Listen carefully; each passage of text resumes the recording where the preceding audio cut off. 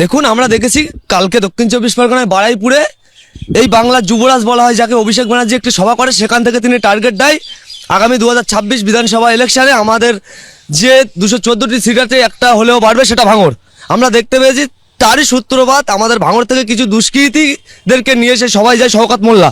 তারা ঘরে ফেরার পথে রাস্তার মধ্যে একটি গাড়ি নিয়ে প্রবলেম হয়, সেই অ্যাটাকটা সেই গাড়ির প্রবলেমটা ছেড়ে দিয়ে রাজনৈতিক হিংসামূলক ওই দুষ্কৃতিগুলো আমাদের আইএসএফ যারা করে লিডারদের বাড়ি তাদের মা বোনদের গিয়ে অ্যাটাক করে।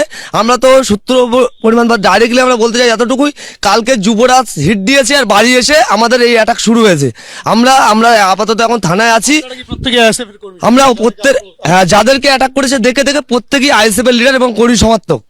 আমাদের আক্রমণটা করে তারা যারা নেতৃত্বে বলতে এখানে আমাদের ভাঙড় 1 নম্বর ব্লকের আহসান এবং বাহারুল, এদের নেতৃত্বে এবং এনাদের ওপরে যিনি আছে শওকত মোল্লা যুবরাজের কাছে ভালো একটা মানে পারফরমেন্স করতে চায় এবং 2026-এ যে ভাঙড়টাকে শূন্য করতে চায় এই অশান্তিমূলক রাজনীতি করে, সেদিকে তাকিয়ে থেকে যুবরাজ বলে দিয়েছে ওনার মানে প্রমোশন হবে, সেদিকে তাকিয়ে থেকে এই অশান্তি।